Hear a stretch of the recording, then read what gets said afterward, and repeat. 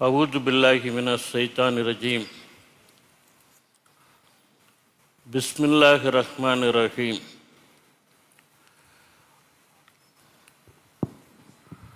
الحمد لله رب العالمين الرحمن الرحيم إن الله وملائكته وصلون على النبي يا أيها الذين آمنوا صلوا عليه وسلموا تسليما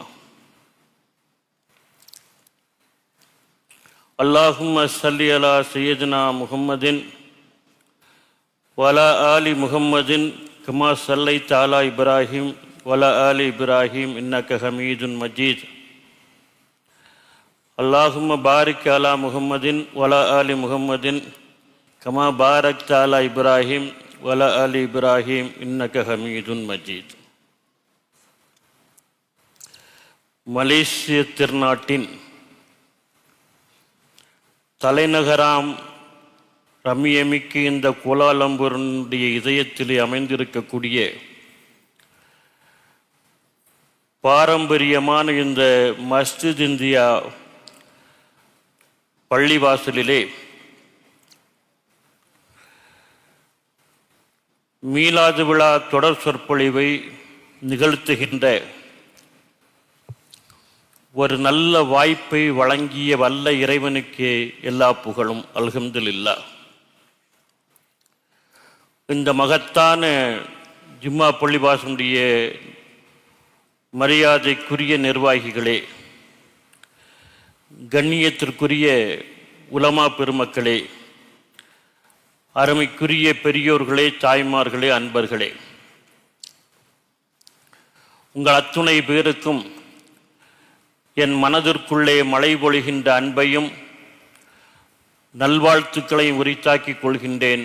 அஸ்ஸலாமு அலைக்கும் வரஹ்மத்துல்லாஹி தஆலா பரக்காத்துஹு. இன்றைய தினம் அண்ணல் நபி ஸல்லல்லாஹு அலைஹி வஸல்லம் அவர்கள் வகுத்த நெறியில் சமூக பொறுப்புணர்வு என்ற பொருண்மையிலே தலைப்பிலே உங்கள் முன்னால் உரை நிகழ்த்த இருக்கின்றேன். நம்முடைய கண்ணியத்திற்குரிய இமாம்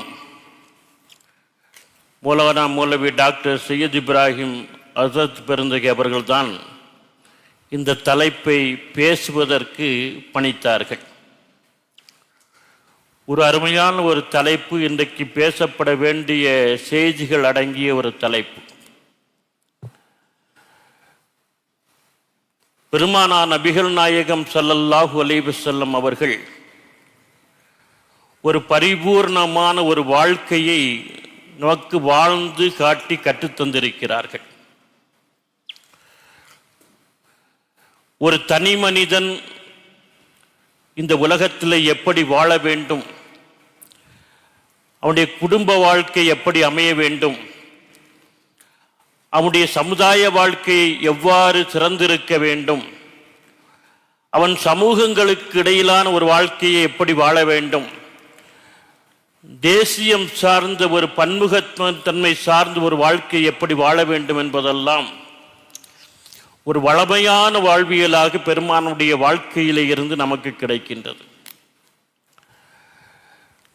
அதிலே சமூகம் சார்ந்த ஒரு வாழ்க்கையிலே அவனுடைய சமூக பொறுப்புணர்வு, சோசியல் ரெஸ்பான்சிபிலிட்டி என்ன என்பதை நாம் இன்றைக்கு உணர்ந்தாக வேண்டிய, அறிந்து கொள்ள வேண்டிய அவசியம் நிரம்ப ஏற்பட்டிருக்கின்றது. இஸ்லாமிய வாழ்வியினுடைய விலாசம், முகவரி என்ன தெரியுமா? ஒரு வரலாறை சொல்கின்றேன். சூஃபி ஞானி இப்ராஹிமின் அதுகம் ரஹ்மத்துல்லாஹி அவர்களை பற்றி கேள்விப்பட்டிருப்பீர்கள். ஒரு பல்க் என்று சொல்லக்கூடிய ஒரு நாட்டினுடைய அதிபராக, மன்னராக இருந்தவர். அந்த ஆட்சி பொறுப்பை துறந்துவிட்டு ஒரு சூஃபி ஞானியாக அவர் மாறினார் என்பது வரலாறு. அவர் சூஃபி ஞானியாக மாறியதற்கு ஒரு சுவாரஸ்யமான ஒரு பின்னணி உண்டு. இப்ராஹிமின் அதுகம் அவர்கள் மன்னராக இருக்கிற பொழுது மிகுந்த ஆடம்பரமான ஒரு வாழ்க்கையை வாழ்ந்தார். அவரைப் போல ஆடம்பரத்திலே சொகுசிலே மிதந்தவர்கள் வாழ்ந்தவர்கள் யாரும் கிடையாது. தினசரி ஒரு ஆடை உடுத்துவார், அந்த ஆடையை மறுநாள் உடுத்த மாட்டார். தினசரி படுக்கையிலே ஒரு மெத்தையை விரித்து படுப்பார், அடுத்த நாள் அந்த மெத்தையிலே விரிப்பிலே படுக்க மாட்டார், மாற்றிக்கொண்டே இருக்க வேண்டும். அவ்வளவு ஆடம்பரம் அவர். ஒரு நாள் அவருடைய அந்த படுக்கையை அறையை ஒழுங்கு செய்த பணிப்பெண் என்ன செய்தால், இதையெல்லாம் பார்த்து எவ்வளவு சொகுசு அனுபவிக்கிறான், ஆடம்பரம் அனுபவிக்கிறார் இந்த மன்னர், நமக்கு இதெல்லாம் கிடைக்கவில்லை என்ற ஏக்கத்தில் அங்குமிங்கும் பார்க்கிறாள், யாரும் இல்லை. சிறிது நேரம் இந்த படுக்கையிலே மெத்தையிலே படுத்தால் என்ன என்று அவளுக்கு ஒரு ஆசை. படுக்கின்றாள், கண்ணையர்ந்து தூங்கி விடுகின்றாள். மன்னர் உள்ளே நுழைந்து விடுகின்றார். பார்த்தவுடன் கோபத்தினுடைய உச்சநிலைக்கு செல்கின்றார்.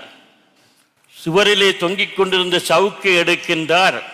தூங்கிக் கொண்டிருந்த அந்த பணிப்பெண்ணை விளாசு விளாசு என்று விளாசுகின்றார். அடிபட்டு விழித்த அவள் கத்தி கதற வேண்டும். சவுக்கடிப்பட்டு உடம்பிலே சதைகள் கிழிந்து நாறு நாராக கிழிந்து ரத்தம் கொட்டுகிறது. ஆனால் அவள் அழுவதற்கு பதிலாக சிரித்தாள். மன்னருக்கு இன்னும் கோபம் வந்தது. சவுக்கால் அடிக்கிறேன், காயத்தில் இருந்து ரத்தம் கொட்டுகிறது, என்ன சிரிக்கிறாய் என்று கேட்டவுடன் அந்த பணிப்பெண் சொன்னாள், ஒரு நாள் ஒரு சில நிமிடங்கள் அற்ப சொற்ப நேரத்திற்கு இந்த சுகத்தை அனுபவித்ததற்கு எனக்கு இந்த தண்டனை என்று சொன்னால், தினசரி இவ்வளவு பெரிய சுகத்தையும் ஆடம்பரத்தையும் அனுபவித்துக் கொண்டிருக்கிறாயே, உனக்கு மறுமையிலே இறைவன் என்ன தண்டனை தரப்போகிறான் என்று சிந்தித்து பார்த்தேன், சிரிப்பு தான் வந்தது என்று சொன்னாள். கிரீடத்தை கலட்டி கீழே வைத்து விட்டார். அரசாட்சியை துறந்து விட்டார். அவருக்கு அங்கே ஞானம் பிறந்தது. ஒரு ஞானியாக தேசாந்தரியாக தேசத்தை விட்டே வெளியேறிவிட்டார். ஒரு அரபகத்தினுடைய பாலைவன பிரதேசத்திலே சஞ்சரித்துக் கொண்டிருந்த காலகட்டத்திலே ஒரு கிராமத்திலே தங்கியிருந்த பொழுது சஃபீக் ஃபல்கி என்று சொல்லக்கூடிய ஒரு இளைஞன் அவரை சந்திக்கின்றான். ஞானி அவர்களே, என்னால் இந்த ஊரிலே வாழ முடியவில்லை, எனக்கான சம்பாத்தியம் இல்லை, எனவே வெளியூருக்கு சென்று உழைத்து பிழைத்துக் கொள்ளலாம் என்று ஆசைப்படுகின்றேன். எனக்காக வேண்டி நீங்கள் இறைவனிடம் துஆ செய்யுங்கள், எனக்கு ஆசை கூறி அனுப்புங்கள் என்று கேட்கின்றான். சூஃபிஞானி இப்ராஹிம் அதுகம் ரஹ்மத்துல்லாஹி அவர்கள் அவனை அமர வைத்து அவனுக்காக வேண்டி வல்ல இறைவனிடம் துஆ செய்து போகிற காரம் வெற்றிகரமாக அமையட்டும் என்று ஆசை கூறி அனுப்புகிறார். அப்படி அனுப்பிய 2வது நாள் அதே ஊரில் அந்த இளைஞனை இப்ராஹிமின் அதுகம் பார்க்கிறார். என்ன தம்பி, 2 நாளைக்கு முன்னாலேயே என்னிடம் விடைபெற்று சென்றாயே, இன்னும் நீ ஊரை விட்டு புறப்பட்டு போகவில்லையா என்று கேட்டார். அதற்கு அந்த இளைஞன் சொன்னான், உங்களிடம் எப்பொழுது ஆசி பெற்றேனோ அப்பொழுது இந்த ஊரிலிருந்து நான் என் பயணத்தை ஆரம்பித்து விட்டேன்.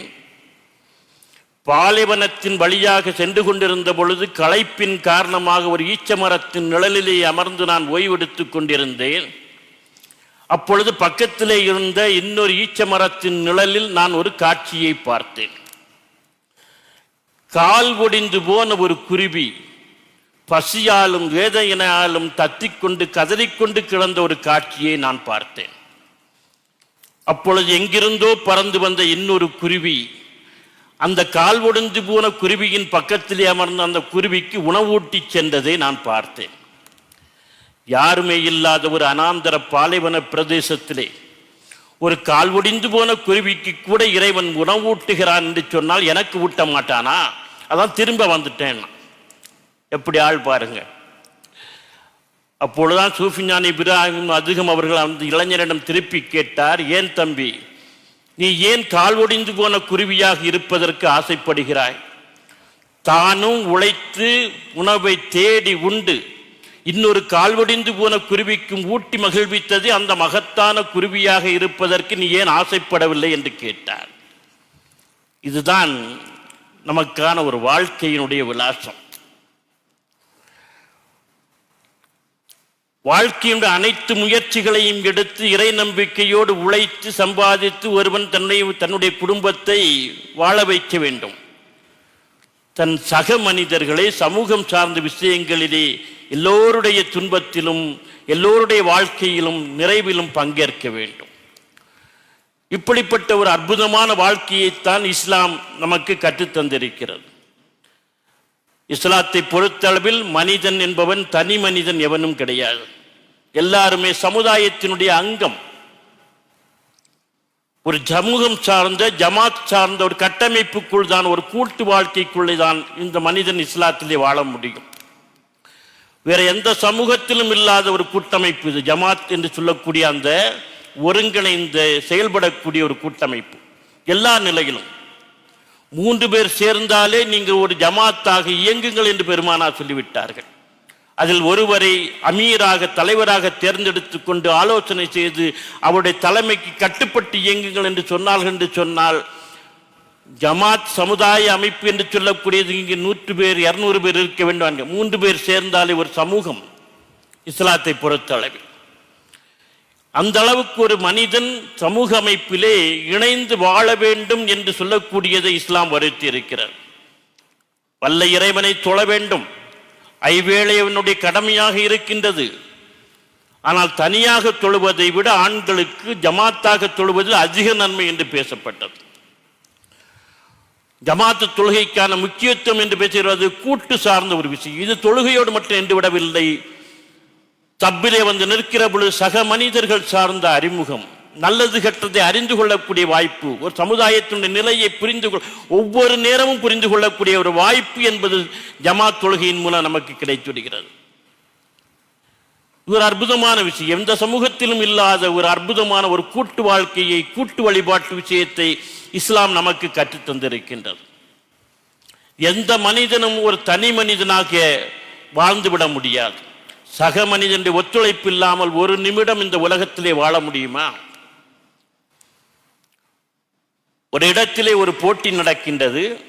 என்ன போட்டின்னா, பழரசத்தை அருந்துவதுதான் போட்டி.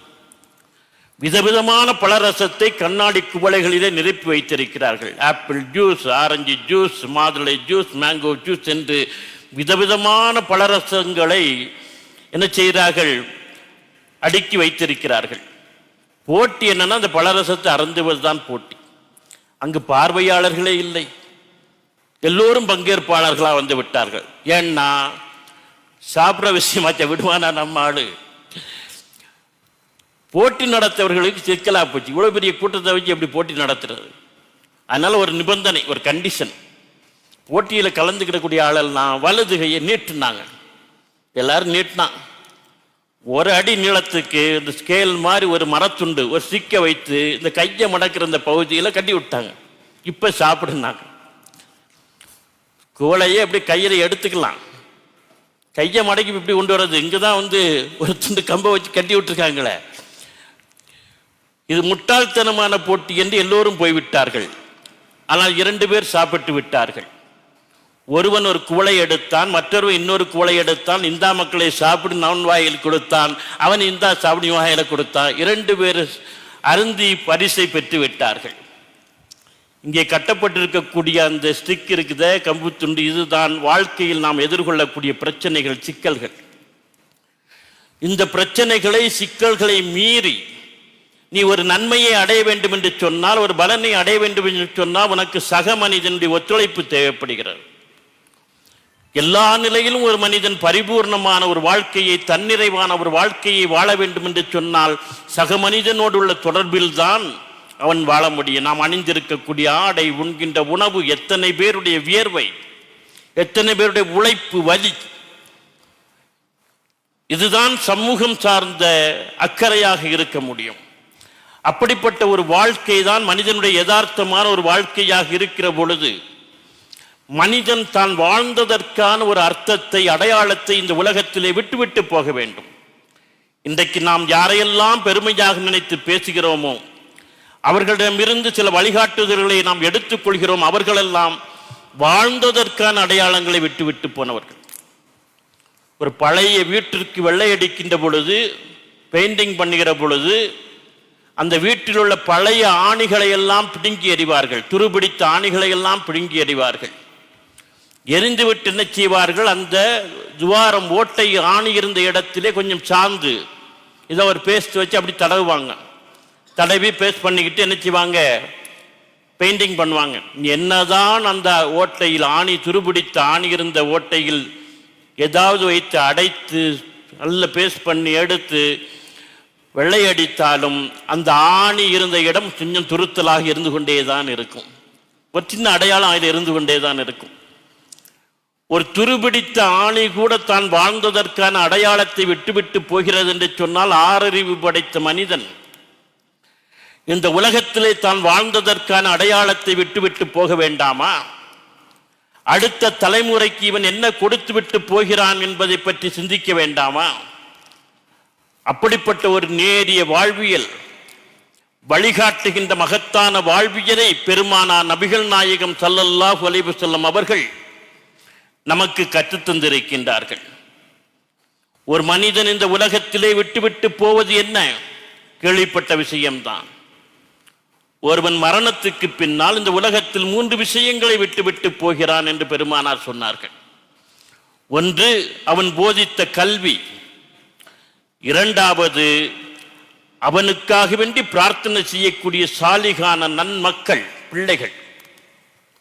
மூன்றாவது, அவன் சமுதாயத்திற்கு செய்த சதகத்துல் ஜாரியா என்று சொல்லக்கூடிய நிரந்தரமான தர்மம். இந்த 3ஐயும் தான் ஒரு மனிதன் மரணத்துக்கு பின்னால் இந்த உலகத்திலே விட்டுவிட்டு போகிறான் என்று சொன்னால், இந்த 3ஐயும் பற்றி சிந்திக்கிற பொழுதுதான் ஒருவனுடைய சமூக பொறுப்புணர்வு எப்படி இருக்க வேண்டும் என்பது நமக்கு புரியும். நல்ல மக்களை பெற்றெடுத்து வளர்த்து சாலிகான முறையிலே வளர்த்து விட்டால் அவன் மரணத்துக்கு பின்னாலும் அவனுக்காக வேண்டி பிரார்த்தனை செய்து கொண்டே இருப்பார்கள், துவா செய்து கொண்டே இருப்பார்கள். அது அவனுடைய குடும்பம் சார்ந்த ஒரு அக்கறை சார்ந்த விஷயம் என்று வைத்துக் கொள்ளலாம். ஆனால் ஒருவர் போதிக்கின்ற கல்வி, ஒரு ஆலிம் இங்கே ஜும்மா உரையை நிகழ்த்துகின்றார், ஒரு முஅல்லிம் ஒரு ஆசிரியர் போதிக்கின்றார், ஒரு புரொஃபசர் பேசுகிறார் என்று சொன்னால், இதன் மூலம் உங்களுக்கு கிடைக்கக்கூடிய அறிவு, ஞானம், தெளிவு என்று சொல்லக்கூடியது உங்கள் வாழ்க்கைக்கு பயன்பட்டால், அந்த பயனால் ஏற்படக்கூடிய நன்மை அந்த ஆலிமுக்கு, அந்த பேராசிரியருக்கு, அந்த ஆசிரியருக்கு போய் சேரும். மறுமையினுடைய மிகப்பெரிய ஒரு சேமிப்பாக போய் சேரும். ஒரு பள்ளிவாசலை ஒருவர் கட்டி கொடுக்கின்றார், தண்ணீர் வசதியை ஒரு இடத்திலே செய்து கொடுக்கின்றார், ஒரு பள்ளிக்கூடத்தை நிறுவி நடத்துகின்றார், நிரந்தரமான ஒரு காங்கிரீட்டான சாலிடான ஒரு ஒர்க்கை செய்துகிட்டு இந்த உலகத்திலிருந்து மறைந்து விட்டார் என்று சொன்னால், அதன் மூலம் உலக முடிவு நாள் வரைக்கும் யார் யாரெல்லாம் நன்மை அடைகிறார்களோ, பயன்பெறுகிறார்களோ, அந்த நன்மையின் புண்ணியம் அவருக்கு மறுமையிலே போய் சேரும். சதகத்துல் ஜார், நிரந்தரமான தர்மம். இதில் இந்த கல்வியை வழங்குதல், நிரந்தரமான தர்மம் சார்ந்த விஷயம் எல்லாம் சமூகத்துக்கான விஷயம். ஒரு சமூகத்துக்காக வேண்டி ஏதாவது செய்துவிட்டு போனால்தான் மறுமை வாழ்வு நன்றாக இருக்கும் என்று வலியுறுத்தக்கூடிய மகத்தான வழிகாட்டி பெருமானார் நபிகள் நாயகம் ஸல்லல்லாஹு அலைஹி வஸல்லம் அவர்கள். பெருமானார் நபிகள் நாயகம் ஸல்லல்லாஹு அலைஹி வஸல்லம் அவர்கள் சமூகம் சார்ந்த ஒரு பொறுப்புணர்வை நமக்கு கற்றுத்தந்திருக்கிறார்கள் என்று சொன்னால், அவர்கள் மட்டுமல்ல, அவருடைய பாரம்பரியம் குலமே அதற்கு முன்மாதிரியாக இருந்தது. குறைசி என்று சொல்லக்கூடிய இனத்தை சார்ந்தவர் பெருமானார். அரபுகளிலே குறைசி கொஞ்சம் உயர்ந்த குலமாக பேசப்படக்கூடிய இனம். அந்த குறைசி இனத்திலும் கூட பெருமானார் காசிம் குலத்தை சார்ந்தவர். அபுல் காசிம் என்றெல்லாம் பெருமானாரை அழைப்பார்கள். காசிம் குலத்தை சார்ந்தவர். காசிம் என்று அந்த குலத்திற்கு எப்படி பெயர் வந்தது என்று நீங்கள் வரலாற்றை புரட்டி பார்த்தால் ஆச்சரியமான ஒரு தகவல் கிடைக்கிறது.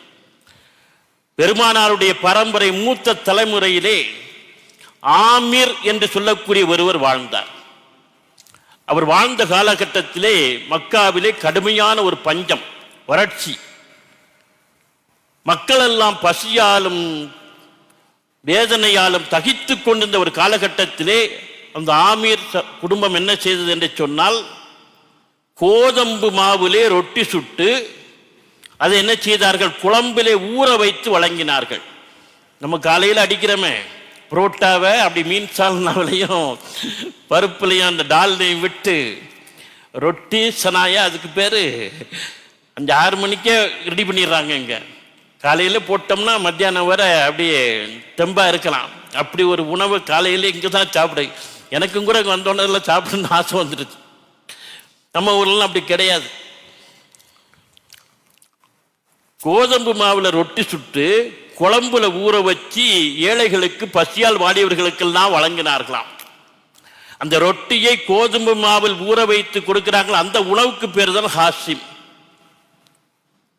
அந்த உணவுக்கு பேர் தான் இங்க ரொட்டி சனாயின் சொல்றது போல அந்த உணவுக்கு பேர் தான் ஹாசிம். ஹாசிமை செய்து அந்த உணவை செய்து செய்து பசியை போற்றிய காரணத்தில் அந்த குடும்பத்திற்கே காசிம் குடும்பம் என்று பெயர் வந்து விட்டது. ஹாசிம் குடும்பம் என்று சொல்லக்கூடிய நாடவில் அந்த குலத்துக்கு பரம்பரைக்கே உரிய பெயராக வந்து விட்டது. பெருமானாருடைய குலம் ஹாசிம் குலம். ஒரு மகத்தான தொண்டின் மூலம், சமூக பங்களிப்பின் மூலம் அந்த பெயர் அவருடைய குலத்தினுடைய பெயராக இருக்கின்றது. பரம்பரையே அதில் இருக்கிற காரணத்தில் தான் அவர் பரம்பரையில் வந்த நாமும் கூட இன்றைக்கு மக்களிடம் எந்த இயற்கை பேரிடர் வந்தாலும் பிரச்சனைகள் வந்தாலும் முதலில் போய் நிவாரணப் பணிகளை செய்வதற்கு முன்னிற்பவர்கள் முஸ்லிம்களாக இருக்கிறார்கள். பார்க்கிறோம், இயற்கை பேரிடர்கள் வந்த பொழுது வெள்ளம் மழை எதையும் பொருட்படுத்தாமல் நம்மவர்கள் களத்திலே நின்றார்கள். பள்ளிவாசல்களை திறந்து விட்டார்கள். எல்லோரும் வாருங்கள், உணவு பொங்கி போட்டார்கள், அவர்களுக்கு பசியாற்றினார்கள், தேவையான வசதிகளை செய்து கொடுத்தார்கள். சென்னையில் எல்லாம் ஒக்கி புகழ் போன்ற புயல் வருகிற பொழுது எல்லா சமூகத்தவர்களும் ஊடகங்களும் முஸ்லிம்களுடைய பங்களிப்பை, இஸ்லாமிய இயக்கங்களுடைய மகத்தான தொண்டினை சிலாகித்து பேசினேன். தெரியும் உங்களுக்கு, ஒரு இந்து சகோதரி பெண்மணி தன்னுடைய பெண் குழந்தைக்கு யூனுஸ் என்று பெயர் வைத்தாள். ஆச்சரியமான விஷயம். பெண் குழந்தைக்கு யூனுஸ் என்று பெயரா என்றால், அவள் நிறைமாத கர்ப்பிணியாக இருக்கிற பொழுது மழை வெள்ளத்தில் மருத்துவமனைக்கு போக முடியாத சூழல், பிரசவ வலி உச்சத்தில் இருக்கிற பொழுது அங்கே முகம்மது யூசுஸ் என்று சொல்லக்கூடிய இளைஞன் சென்றான் தன் நண்பர்களோடு.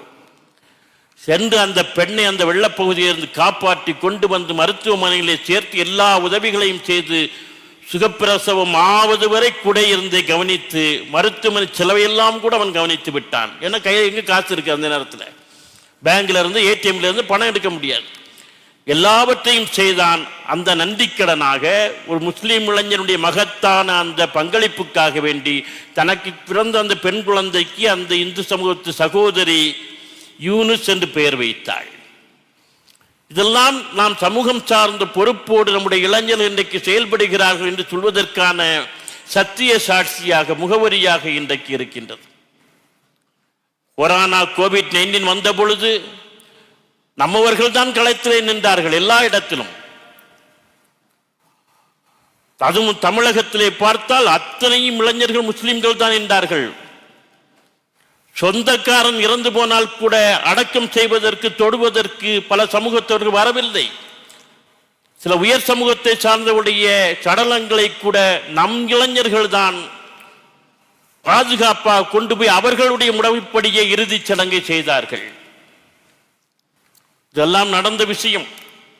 எப்படி நமக்கு இந்த சமூக பங்களிப்பு சார்ந்த உணர்வு வந்தது, நம்மிடம் கொஞ்சம் மேலோங்கி மற்ற சமூகங்களை விட இருக்கிறது என்று சொன்னால், களப்பணியிலே முன்னிற்கக்கூடிய ஒரு அற்புதமான உணர்வு நம்முடைய இளையோரிடம் இருக்கிறது என்று சொன்னால் நம்முடைய பாரம்பரியம் அப்படி. பெருமானாருடைய பாரம்பரியத்தில் வந்தவர்கள் இப்படித்தான் இருப்பார்கள். இன்றைக்கும் கூட அது நிதர்சனமான ஒரு பாசிட்டிவான அற்புதமான விஷயமாக நடந்து கொண்டிருக்கிறது என்பதை நாம் பார்க்கிறோம். ஒரு மரபணுவிலே ஒரு விஷயமாக மாறிவிட்டது. பல இந்து சமூகத்தை சார்ந்த சகோதரர்கள், கிறிஸ்தவ சமூகத்தை சார்ந்த சகோதரர்கள், நண்பர்கள் என்னிடம் சொல்வார்கள், பாய் உங்களை மாதிரி விருந்தெல்லாம் யாரும் கொடுக்க முடியாது, கல்யாண வீட்டுலையும் விருந்து, வீட்டுக்கு கூப்பிட்டா உங்களை மாதிரி விருந்தெல்லாம் யாரும் கொடுக்க முடியாதும்பாங்க. ஆனால் விருந்து உபசரணையிலே நம்மவர்கள் தான் முன்னே நிற்பார். யார் என்று பார்க்க மாட்டார்கள், விலாசம் பார்க்க மாட்டார்கள், முகம் பார்க்க மாட்டார்கள், முகவரி பார்க்க மாட்டார்கள், எல்லோரையும் விருந்து உபசரிப்ப நிற்பார்கள். ஸ்பெயின் நாட்டிலே ஒரு பழமொழி உண்டு, விருந்துக்கு வராங்கல்ல அவர்களுக்கு எது அழகு, அப்படி ஒரு கேள்வி கேட்டா, விருந்துக்கிறவர்கள் எது அழகுன்னா, ஸ்பெயின் நாட்டு பழமொழி விருந்தினரின் முதுகு பகர்ந்தான் அழகு என்று ஒரு பழமொழி இருக்கிறது. விருந்தினரின் முதுகு பக்கம்தான் அழகுன்னு என்ன அர்த்தம்? எப்பண்டா திரும்பி போவான்னு அர்த்தம். நான் விருந்து மருந்தும் 3 நாள் வந்தாச்சா உடனே புறப்பட மாட்டானா ஒட்டியை குடிச்சுக்கிட்டு. அப்போ அவனுக்கு திரும்பி போகும்போது தான் இவனுக்கு சந்தோஷம், விருந்து கொடுக்கக்கூடிய எனக்கு ஒரு டீ காஃபி கொடுத்தவனுக்கு. அதனால ஸ்பெயின் நாட்டு பழமொழி என்னன்னா, விருந்தினருடைய முதுகு பக்கம்தான் அழகாக இருக்கும் என்று பழமொழியை வைத்திருக்கின்றான். விருந்து உபசரணைக்கு யாராவது அழைத்தால் அதை மறுக்கக்கூடாது என்று பெருமானார் சொன்னார்கள். அன்பளிப்புகளை மறுக்கக்கூடாது என்று சொன்னார்கள். நாம் விருந்து நடத்தினோம் என்று சொன்னால் அதில் ஏழைகளுக்கு முக்கியத்துவம் கொடுக்க வேண்டும். ஏழைகள் இல்லாமல் கொடுக்கப்படக்கூடிய எந்த விருந்தாலும் அது இறைவனால் சபிக்கப்படுகிறது என்று சொன்னார்கள். அண்டை வீட்டுக்காரர்கள் பங்கேற்காமல் விருந்தை நடத்தாதீர்கள் என்று சொன்னார்கள். இதே ஒரு மனிதன் தன்னுடைய மகிழ்ச்சியை சந்தோஷத்தை எப்போவாவது ஏதாவது கொண்டாடுகிறான் என்று சொன்னால் அது எல்லோருடைய பங்களிப்பும் அவர்களுடைய வரவும் அங்கே இருந்தாக வேண்டும் என்று பெருமானார் சொல்கிற பொழுதுதான் இதை நாம் ரொம்ப சாதாரணமாக எடுத்துக்கொள்ளக்கூடாது. இதில் மிகப்பெரிய அற்புதமான உறவாக்கம் என்று சொல்லக்கூடியது இங்கே அமைந்திருக்கிறது என்பதை பார்க்கிறோம். தமிழிலே விருந்து என்று சொல்லக்கூடிய சொல்லுக்கு நாம் கொடுக்கின்ற உணவு பரிமாறல் என்பது பொருள் கிடையாது. விருந்து என்று சொன்னால் புதுமைன்னு அர்த்தம். தமிழ்ல விருந்து தானே புதுவது கிளத்தல் என்று தொல்காப்பியம் பேசும். விருந்தின அர்த்தம் புதுமைன்னு அர்த்தம். புதுமை விருந்தினர் புதியவர்கள் என்ற அர்த்தம். முன்பின் தெரியாதவர்கள், முகம் தெரியாதவர்கள், விலாசம் தெரியாதவர்கள் நம் வீடு தேடி வருகிற பொழுது அவர்களை அமர வைத்து அவர்களை உபசரிப்பதற்கு பேர் தான் தமிழுக்கு விருந்தின் பேர். சொந்தக்காரன் கொடுக்கிற தமிழ் விருந்து கிடையாது. விருந்து என்பது புதுமை. புதிய விருந்தினர் புதியவர் என்று தமிழில் அர்த்தம். அது இன்னைக்கு மாறிவிட்டது, அந்த அர்த்தம் மாறிவிட்டது. சொந்த பந்தங்களையும் தெரிஞ்சவங்களையும் நண்பர்கள் உபசரிக்க விருந்துன்னு ஆகிப்போச்சு. முன்ன பின்ன தெரியாதவர்களுக்கு கொடுப்பதெல்லாம் தர்மம் ஆகிப்போச்சு. இஸ்லாமிய சமுதாயத்தினுடைய மிக கம்பீரமான ஒரு விஷயமாக நான் கருதுவது என்ன என்று சொன்னால், இங்கே ஒரு பள்ளிவாசல் மஸ்ஜித் இருக்கிறது என்று சொன்னால் அந்த மஸ்ஜிதுடைய அமைப்பை வாருங்கள், உங்களுக்கான பங்களிப்பை நாங்கள் தருகிறோம் என்று அர்த்தம். உயர்ந்த மினராக்கள், கோபுரங்கள் எல்லா பள்ளிவாசல்களிலும் உண்டு. நாம் நினைக்கிறோம் மேலே ஸ்பீக்கரை கட்டி வைத்து பாங்கு சொல்வதற்கு மட்டும்தான் இந்த மினாரா அல்லது பள்ளிவாசல் இங்கே இருக்கிறது என்று அடையாளப்படுத்துவதற்குத்தான் இந்த மினாரா என்று நினைக்கிறோம். இல்லை, பசியாலும் தாகத்தாலும் தேவைகளோடும் ஒருவர் ஒரு ஊருக்குள்ளே நுழைகிற பொழுது மினாரா கண்ணிலே பட்டது என்று சொன்னால், மினாரா இருந்தால் பள்ளிவாசல் இருக்கும், பள்ளிவாசல் இருந்தால் முஸ்லிம்கள் இருப்பார்கள், முஸ்லிம்கள் இருந்தால் நம்முடைய பசிக்கும் தாகத்துக்கும் தேவைக்கும் வழி கிடைக்கும் என்பதை அடையாளப்படுத்தக்கூடிய கம்பீரமான கலாச்சார வடிவம் தான் மினாரா என்பதை நீங்கள் மனதிலே கொள்ள வேண்டும். எல்லா விஷயங்களுக்கும் ஒரு அற்புதமான விஷய வெளிப்பாடு கிடைக்கிறது. ஒரு மினாராவை பார்த்தவுடன் எத்தனை பேருக்கு சந்தோஷமாக இருக்கும் தெரியுமா? தொழுகைக்கு ஒரு இடம் இருக்கிறது என்று சந்தோஷப்பட்டு வரக்கூடியவர்கள் உண்டு. மினாரா பார்த்தவொன்னு இங்கே ஜும்மா தொழலாம், இங்கே ஃபஜர் தொழலாம், மகரிப் தொழலாம் என்று வரக்கூடியவர்கள் உண்டு. அதோடு மட்டும் நின்று விடவில்லை, மினாராவை பார்த்தால் நம் தேவைக்கு வழி கிடைக்கும் என்பதையும் அது அடையாளப்படுத்துகின்ற சொன்னால், நம்முடைய கலாச்சார கட்டிடக்கலை சார்ந்த பண்பாட்டு பள்ளிவாசல் வடிவம் கூட எல்லோருக்குமான ஒரு விஷயமாக, பங்களிப்பை செய்யக்கூடிய விஷயமாக அமைந்திருக்கிறது என்பதை பார்க்கிறோம். எது உன் செல்வம் என்று பெருமானார் கேட்டார்கள். எது உன் செல்வம்? உன்னிடம் இருப்பதா உன் செல்வம்? இல்லை, நீ வழங்குவதே உன் செல்வம் என்று சொன்னார்கள். அப்படியானால் நாம் ஒரு செல்வத்தை சேமிக்கிறோம் என்று சொன்னால், பிறருக்கு கொடுப்பதன் மூலம் வருகின்ற அந்த புண்ணியம் தான், நன்மை தான், இறைவன் புறத்து சேருகின்ற அந்த நன்மை தான் எனது நம்முடைய சேமிப்பு. அற்புதமான ஒரு திருக்குறள் உண்டு. அத்தார் அழிபசி தீர்த்தல் பெற்றான் பொருள் வைப்புளி. பொருள் வைப்புளி என்னது? சேமித்து வைக்கிறது, டெபாசிட். ஒருவன் சேமிக்கக்கூடிய டெபாசிட் சேமிப்பு என்னடா? அற்றார் அழிபசி தீர்த்தல். பசியினால் அல்லாடி கொண்டிருக்கிறான், அவனுடைய பசியை தீர், அது உன்னுடைய சேமிப்பு, புண்ணியத்தின் சேமிப்பு என்று குறள் பேசுகிறது. இதே விஷயத்தை தான் பேசுகிறார். எனவே ஒரு மனிதனுடைய சமூக பொறுப்புணர்வு என்பதுதான் அவனுடைய முதல் தகுதியாக அமைந்திருக்கிறது. நபிகள் நாயகம் ஸல்லல்லாஹு அலைஹி வஸல்லம் அவர்கள் கூறியதாக அப்துல்லா இப்னு உமர் ரலியல்லாஹு தஆலா அன்ஹு அவர்கள் அறிவிக்கக்கூடிய ஒரு ஹதீஸ், முஸ்னத் அஹ்மதிலே 4780வது ஹதீஸ். எது மனிதனுடைய முதன்மையான பொறுப்புணர்வு தகுதி என்று அந்த ஹதீஸ் பேசுகிறது? எது? மக்களோடு கலந்து உறவாடல். அற்புதமான ஹதீஸ். மக்களோடு கலந்து உறவாடல் தான் ஒருவன் சமூக பொறுப்புணர்வுடையவனாக மாறுவதற்கு முதல் தகுதி என்று அந்த நபிமொழி பேசுகிறது.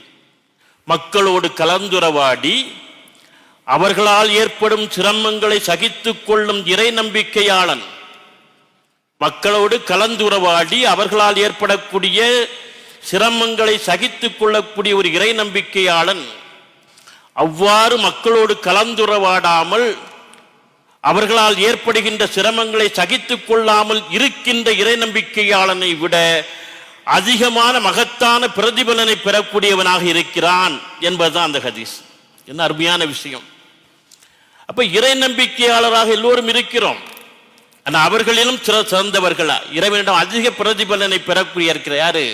மக்களோடு கலந்துறவாடி அதனால் ஏற்படக்கூடிய சிரமங்களை சகித்துக் கொண்டு இருக்கக்கூடியவர்கள். ஏன்னா ஒருவன் பொது வாழ்க்கைக்கு வந்து விட்டாலே நிறைய சிரமங்களை சமிக்க வேண்டியிருக்கும். முதல்ல விமர்சனங்கள் நிறைய வரும். குறை சொல்றதுக்குன்னே ஒரு 10 பேர் இருப்பாங்க. அது இல்லாமல் எந்த பொது வாழ்க்கையும் எந்த நிர்வாகத்தையும் நாம் நடத்த முடியாது. 10 பேர் ஆதரித்தால் 4 பேர் குறை சொல்லிக் கொண்டே இருப்பார்கள், விமர்சனம் செய்து கொண்டே இருப்பார். அது ஒரு விதமான பாசிட்டிவான விஷயம் என்னை பொறுத்தளவில். சில விமர்சனங்கள் இருக்கிற பொழுதுதான் நாம் இன்னும் செறிவாக சிறப்பாக செயல்பட முடியும். அது ஒரு பக்கம் இருந்துதான் ஆக வேண்டும். ஆனால் எதுவுமே செய்யாமல் தொழுவோம், அப்போ நாங்கள் 5 கடமைகளை நிறைவேற்றுவோம், வீட்டில் போய் படுத்துக்கிடக்கூடிய ஆளுக்கு என்ன நன்மை இருக்கிறது? சமூக பொறுப்புணர்வே இல்லாமல் ஒருவன் வாழ முடியுமா ஒரு இறை நம்பிக்கையாளன்? எனவே ஒரு அருமையான ஒரு விஷயத்தை பெருமானார் பதிவு செய்கிறார்கள். உன்னுடைய முதல் பொறுப்புணர்வுக்கு, சமூக பொறுப்புணர்வுக்கு முதல் தகுதி, நீ மக்களோடு கலந்து உறவாட வேண்டும், எல்லா விஷயங்களிலும் மக்களோடு பங்கேற்க வேண்டும். அதில் சில சிரமங்கள் வரும், உனக்கு சில பிரச்சனைகள், அதையெல்லாம் சகித்துக் கொள்ள வேண்டும். சகித்துக்கொண்டு நீ என்ன செய்ய வேண்டும்? பாடுபட வேண்டும் என்று சொல்லக்கூடிய ஒரு அற்புதமான விஷயத்தை பேசுகிறார். சமூகத்தினுடைய பிரச்சனைகளை கண்டு பிரச்சனைகளிலிருந்து யாரும் தப்பித்து போகக்கூடாது. தப்பித்து போனால் நாளைக்கு உனக்கு பிரச்சனை வந்தால் யார் உதவிக்கு வருவார்கள்? ஒரு பிரெஞ்சு நாட்டு கவிதை ஒன்று உண்டு. அவர்கள் வந்தார்கள் போராளிகளை பிடித்து செல்வதற்காக, நான் போராளி இல்லை எனவே வாய் திறக்கவில்லை. அவர்கள் மீண்டும் வந்தார்கள் விவசாயிகளை பிடித்து செல்வதற்காக, நான் விவசாயி இல்லை எனவே வாய் திறக்கவில்லை. அவர்கள் மறுபடியும் வந்தார்கள் என்னை பிடித்து செல்வதற்காக, இப்போது எனக்காக வாய் திறக்க எவரும் இல்லை என்பது அந்த கவிதை. எல்லாம் கண்டும் காணா ஒதுங்கி போனா உனக்கு ஒரு பிரச்சனை வருகிற யார் வருவார்கள்? மனித மனம் என்று சொல்லக்கூடிய சுயநலங்களால் நிரம்பி இருக்கிற பொழுது அவர்களால் எப்படி சமூகத்தோடு ஒன்ற முடியும்? சமூகம் எப்படி அவர்களை கவனிக்கும்? எனவே எல்லா கண்ணுக்கும் நான் நடக்கின்ற அத்தனை பிரச்சனைகளிலும் ஒரு முஸ்லீம் இறை நம்பிக்கையாளர் என்று சொல்லக்கூடியவன் முன்னால் நிற்க வேண்டும். அதனால்தான் பெருமானார் நபிகள் நாயகம் ஸல்லல்லாஹு அலைஹி வஸல்லம் அவர்கள் சொன்னார்கள், கண்ணுக்கு முன்னால் ஒரு தீமையை கண்டால், ஒரு பிரச்சனையை கண்டால் கரத்தால் தடு. இது ஒரு அற்புதமான ஒரு விஷயம். யாரை இப்படி சொல்ல மாட்டாங்க, கடைசி தான் கரம் சொல்லிப்பாருங்கிறது வர சொல்லுவாங்க. பஞ்சாயத்து பண்ணி பாருமா, கரத்தால தடுக்கிறது கடைசியாக தான் வரும். ரசூலுல்லாஹ் எடுத்தவுடன் சொன்ன கரத்தால தடுத்து நிறுத்து. முடியவில்லையா, சொல்லால் பேச்சால் தடுத்து நிறுத்து. அதுவும் முடியவில்லையா, மனதால் நடப்பது தவறு என்று வருந்தி ஒதுங்கி விடு என்று சொன்னார்கள்.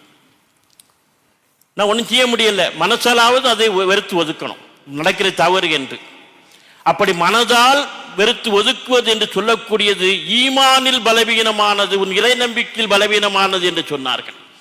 அப்படியானால் ஈமானில் இறை நம்பிக்கையில் பலமானது எது?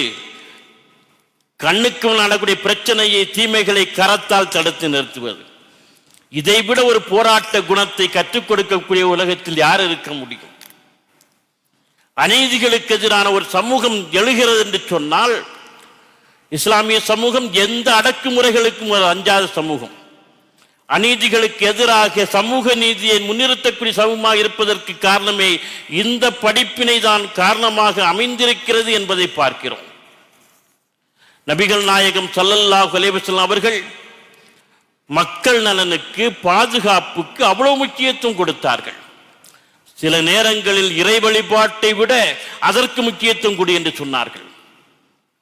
2018 அக்டோபர் மாதம் முதல் வாரத்தில் ஒரு நாள் மஜ்னமா நகருடைய பகுதிகளில் மேகம் இருண்டு அடைத்தது, சூழ்கொண்டு எழுந்தது. அடர்த்தியாக மேக வெடிப்பு ஏற்பட்டு மழை கொட்டென்று கொட்டி தீர்த்தது. அரபகத்தினுடைய சூற்றுக்கு அந்த மழை என்பது வரவேற்கக்கூடிய விஷயமாக இருந்தாலும் அரபுகள் பெருமழை பெய்தால் பயப்படுவார்கள். ஏன்னா எந்த குன்றிலிருந்து கணவாயிலிருந்து எங்க தண்ணீர் பெருக்கெடுத்து ஓடி வரும் என்று அவர்களுக்கு தெரியாது, அழிவை ஏற்படுத்திவிடும். விடிய விடிய கடுமையான மழை பொழிகின்றது. அதிகாலை நேரம் மஸ்ஜிது நபவியிலே இருந்து தொழுகைக்கான அதான் ஒலிக்கின்றது. அதானிலே ஹய்யாலல் ஃபலாக், வெற்றியின் பக்கம் விரைந்து வாருங்கள் என்கின்ற வாசகம் இடம்பெறவில்லை. அதற்கு பதிலாக அஸ்ஸலாத்து ஃபீ ரிஹாலக்கும், அஸ்ஸலாத்து ஃபீ ரிஹாலக்கும் என்ற வாசகம் இடம்பெற்றது. நீங்கள் ஊடகங்களிலே பார்த்திருக்கலாம் அந்த பாங்கை. நீங்கள் உங்கள் தங்குமிடங்களிலேயே தொழுது கொள்ளுங்கள், தங்குமிடங்களிலே தொழுது கொள்ளுங்கள் அர்த்தம். ஏனென்றால் விடிய விடிய மழை பெய்து சேரும் சகதியுமாக வெள்ளம் பெருக்கெடுத்து எல்லாம் இருக்கிற பொழுது தொழுகைக்கு வரக்கூடியவர்களுடைய உயிருக்கும் உடைமைக்கும் பாதுகாப்பு வேண்டும். கடுமையான பள்ளிவாசலிலே வந்து தொழுவது என்பது அதிக நன்மையை தரக்கூடியது. அதுவும் நபியின் பள்ளியிலே, மஸ்ஜிது நபவியிலே தொழுவது எவ்வளவு பெரிய நன்மை. அப்படி இருந்தாலும் உன் உயிருக்கான பாதுகாப்பை உறுதி செய்ய வேண்டும். ஆனால் தங்கும் இடத்திலேயே தொழுது கொள்ளுங்கள் என்ற அறிவிப்பு இருந்ததை சோசியல் மீடியா அத்தனையும் அந்த பாங்கை போட்டு காட்டியதை பார்க்கலாம். அப்பாஸ் ரலியல்லாஹு தஆலா, இப்னு அப்பாஸ் ரலியல்லாஹு தஆலா அன்ஹு அவர்கள் பிற்காலத்திலே மக்களிடம் பயான் செய்து கொண்டிருக்க, உபதேசம் செய்து கொண்டிருக்கிற பொழுது இதுபோன்று மழை வெளியே கொட்டுகிறது. மோதினை அழைத்து ஹய்யாலல் ஃபலாக் என்பதற்கு பதிலாக அஸ்ஸலாத்து ஃபீ ரிஹால் என்று சொல், அதானிலே சேர்த்துக் கொள்ளுங்கள் என்று சொன்னால் சுற்றி இருந்தவர்கள் ஒரு மாதிரி முறைத்தார்களாம். அப்பொழுது இப்னு அப்பாஸ் ரலியல்லாஹு சொன்னார்களாம், நீங்கள் நான் சொல்வதை விரும்பாதது போல இருக்கிறது. என்னை விட இந்த விஷயத்தில் அதிகமாக அறிந்தவர் பெருமானார் நபிகள் நாயகம் ஸல்லல்லாஹு அலைஹி வஸல்லம் அவர்கள். அவர்கள் இவ்வாறு இயற்கை பேரிடர்கள் நிகழ்கின்ற காலகட்டத்திலே சொல்லியிருக்கிறார்கள். சொல்லப்பட்டது மக்களுடைய உயிருக்கும் எல்லாவற்றுக்கும் உத்தரவாதம் கொடுத்தார்கள் என்று அவர்கள் சொல்லக்கூடிய அற்புதமான ஹதீஸ் புகாரியிலே 668வது ஹதீஸாக இடம்பெற்றிருக்கின்றது. இதே நபி மொழியை, இதே செய்தியை இப்னு உமர் ரலியல்லாஹு தஆலா அன்ஹு அவர்கள் அறிவிக்கக்கூடியதாகவும் புகாரியிலே 632வது ஹதீஸாக இடம்பெற்றிருக்கிறது. இந்த தகவலை, இந்த செய்தி எதற்கு சொல்கிறேன் என்று சொன்னால், இறை வழிபாடாக இருந்தாலும் மனிதனுக்கான முக்கியத்துவம் உறுதிப்படுத்தப்பட வேண்டும். அவனுடைய உயிருக்கு உத்தரவாதம் கொடுத்தாக வேண்டும். இதுதான் இந்த மார்க்கம் முன்னிறுத்துகிற மகத்தான ஒரு விஷயம். பெருமானார் என்று சொல்லக்கூடிய மகத்தான வழிகாட்டி எவ்வளவு அற்புதமாக இந்த மனிதர்களை பற்றி எவ்வளவு கவலையோடு சிந்தித்திருக்கிறார்கள் என்பதை பற்றி நாம் சிந்தித்து பார்ப்பதற்கு கடமைப்பட்டிருக்கின்றோம். மனித தேவைகளை பல இடங்களே முன்னிறுத்தினார்கள். அன்றைக்கு அரபகத்திலே 2 வேளை தான் உணவு உண்ணுவது வழக்கம். காலையில் உணவாக, பகலில் அப்புறம் வேலைக்கு போயிடுவாங்க. ஏன்னா வெயில் வருவதற்கு முன்னால் அதிகாலையில் வேலைக்கு போகணும். உண்டு நிறைய சாப்பிட்டு போயிடுவாங்க. மதியம் வரமாட்டாங்க, வயலில் வந்துட்டு போக முடியாது. மாலை மங்குகிற நேரத்திலே சமைத்து உண்பார்கள். 2 வேளை தான் அவர்களுக்கு உணவு. அப்படி முன் இரவு உணவு இருக்கிறது. அந்த உணவை உண்கிற பொழுது பாங்கு சொல்லி காம சொல்லிவிட்டால் பெருமானார் சொல்றாங்க. அப்துல்லா இப்னு உமர் ரலியல்லாஹு தஆலா அன்ஹு அவர்கள் அறிவிக்கக்கூடிய ஹதீஸ் முஸ்னத் அஹ்மதுல 4479வது ஹதீஸ். சாப்பிட முன்னால் வச்சுட்டாங்க. பகல முழுக்க வெயில், மரபகத்தின் வெயில் உங்களுக்கு தெரியும், பாலைவன வெயில். ஒட்டகங்களை மேய்ச்சிக்கிட்டு பேரித்தந்தோட்டங்களை வேலை பார்த்துக்கிட்டு வந்து பசியோடு இருப்பாங்க. அவங்க உண்கின்ற அந்த சாப்பாடு உணவு வைக்கப்பட்ட அந்த நேரத்தில் இக்காமத் சொல்லிவிட்டால் முதலில் உணவை உண்டுவிட்டு போய் தொழுகையில் சேர்ந்து கொள் என்று சொன்னார்கள். அற்புதமான விஷயம். பகல் முழுக்க கஷ்டப்பட்டிருக்கிறான், பசியோடும் தாகத்தோடும் அவ்வளவு சோர்வாக இருப்பான். நீ முதல்ல அதற்கு தீர்வு காண். உணவை உண்டுவிட்டு காம சொன்னாலும் நீ அதன் பிறகு போய் என்ன செய், தொழுகையில் சேர்ந்து கொள் என்று சொன்னார்கள். என்று சொன்னால் இந்த மனித குலம் எப்படி வாழ வேண்டும் என்பதை பற்றி எவ்வளவு அற்புதமாக அக்கறையோடு அவர்கள் பல விஷயங்களை அறிவித்திருக்கிறார்கள் என்பதை பற்றி நாம் பார்க்க வேண்டும். இப்பொழுதெல்லாம் வர்த்தகம் வியாபாரம் என்று சொல்லக்கூடியதெல்லாம் ஒன்லி வியாபார நோக்கம்தான், வேற எதுவும் கிடையாது. அப்படித்தான் ஆயிப்போச்சு. பெருமானார் சொன்னார்கள், சந்தைக்கு பொருள்களை கொண்டு வருகிற பொழுது யாரும் இடைமறித்து அந்த பொருள்களை வாங்கி செல்லாதீர்கள்.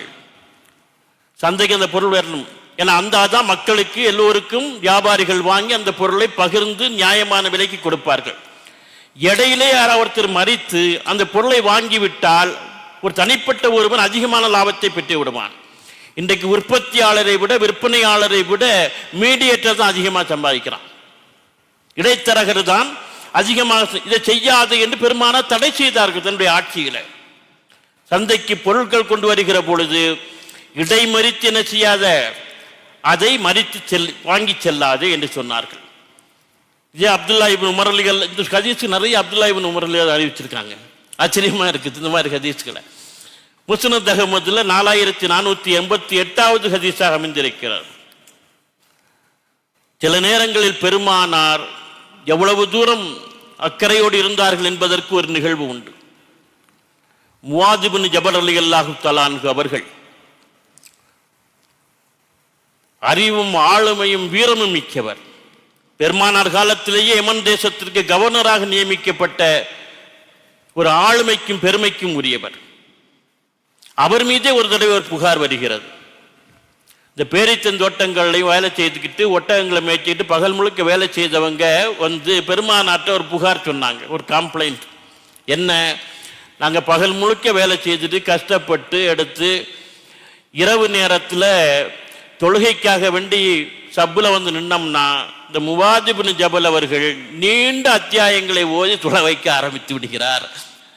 எங்களால் அவருக்கு பின்னால் தொழ முடியல, ரொம்ப டயர்டாக இருக்குங்கிறவே கம்ப்ளைண்ட். உடனே பெருமானார் முஆதை வர சொல்லுங்கள் என்று சொன்னார்.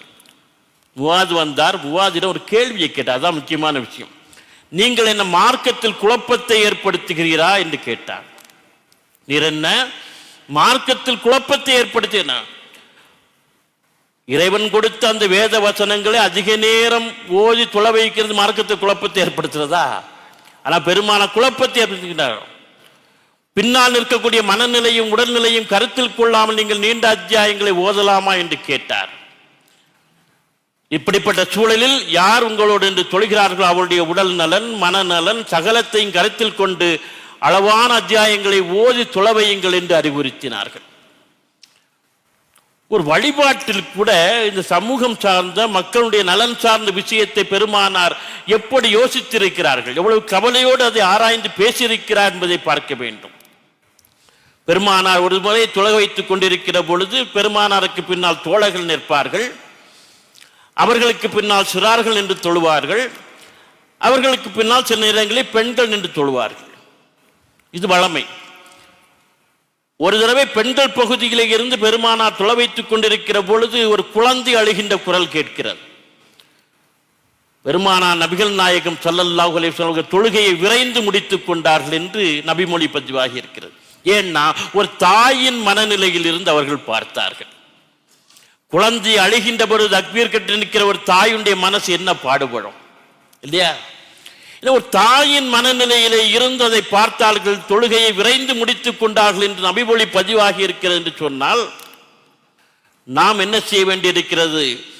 எல்லா நிலையிலும் தனிமனிதனுடைய சுய வாழ்க்கையாக இருந்தாலும் சரி, அல்லது அவனுடைய வழிபாடு சார்ந்த இபாதத்து சார்ந்த விஷயங்களாக இருந்தாலும் சரி, நம்மோடு இருக்கக்கூடிய மனநிலை, உடல்நிலை அத்தனையும் கருத்தில் கொண்டுதான் நாம் இயங்க வேண்டும் என்கின்ற ஒரு படிப்பினையை கற்றுத்தந்தார்கள். இதுதான் சமூக பொறுப்புணர்விலே உன்னதமான விஷயமாக அமைந்திருக்கின்றது. எல்லா விஷயத்திலும் கூட்டாக செயல்படு என்று சொன்னார்கள். இந்த கூட்டாக செயல்படுவதற்கு நிகரான பலம் வேற எதுவும் கிடையாது. ஒரு ஜக்காத்தை நிறைவேற்றுகிற பொழுது கூட 2.5% கொடுக்கின்றையா? தானாக விளைவதில் இவ்வளவு கொடுக்கிறாயா? விவசாயம் செய்து விளைவதில் இவ்வளவு கொடுக்கிறாயா? ஒரு பைத்துல் மால் என்று சொல்லக்கூடிய பொது நிதி அமைப்பின் மூலம் கொடு என்று சொன்னார்கள். இந்த பைத்துல் மால் என்று சொல்லக்கூடிய பொது நிதி அமைப்பு ஆரம்பித்ததற்கு அது ஒரு பெரிய பொருளாதார புரட்சி. ஏன்னா தனியாக நாம் கொடுக்கிற பொழுது நமக்கு 4 பேருக்கு பகிர்ந்து கொடுப்போம். அதனால் அவருக்கு என்ன நன்மை பெரிய அளவு ஏற்பட்டு விடாது. அடுத்த ஆண்டு வந்து கேட்கக்கூடியவராக இருப்பார். கூட்டாக வசூல் செய்து தேவையான ஒருவருக்கு ஒரு காங்கிரீட்டான ஒரு விஷயத்தை, தேவையான விஷயத்தை ஒரு வியாபாரம் ஒரு தொழில் ஆரம்பிக்கிறதுக்கு எதுக்காக கொடுத்து விட்டோம் என்று சொன்னால் அடுத்த ஆண்டு அவர் கொடுக்கக்கூடியவராக மாறிவிடுவார். இதுதான் ஜக்காத் திட்டத்தினுடைய நோக்கம். இதை நிறைவேற்றுவதற்கு பைத்துல் மால் என்று சொல்லக்கூடிய ஒரு பொருளாதாரம் சார்ந்த ஒரு அமைப்பை சமூக நலனுக்காக உருவாக்கியதெல்லாம் பொருளாதார புரட்சி.